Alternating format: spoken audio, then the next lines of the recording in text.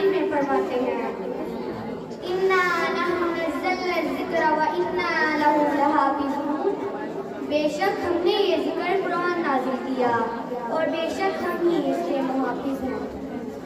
علماء کرام نے قرآن مجید کے 55 صفاتی نام گنوائے ہیں جو قرآن سے ہی ثابت ہیں۔ ایک قرآن اور دوسرا کتاب۔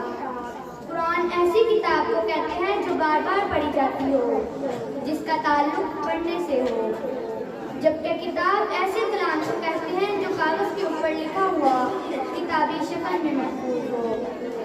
قرآن مجید کی حفاظت بھی انہی 2 طریقوں سے ہوگی، ایک بار بار پڑھنے سے سینوں میں قرآن محفوظ ہوگا، اور دوسرا لکھا ہوا قرآن کتاب کے صفینوں میں محفوظ ہوگا۔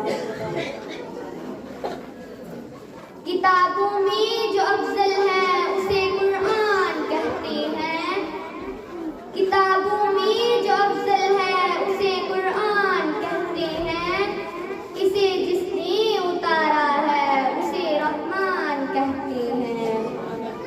سجا لے اپنے سینے میں جو اس کے 30 پاروں کو، سجا لے اپنے سینے میں جو اس کے 30 پاروں کو، زمانے بھر میں اس کو حافظ قرآن کہتے ہیں۔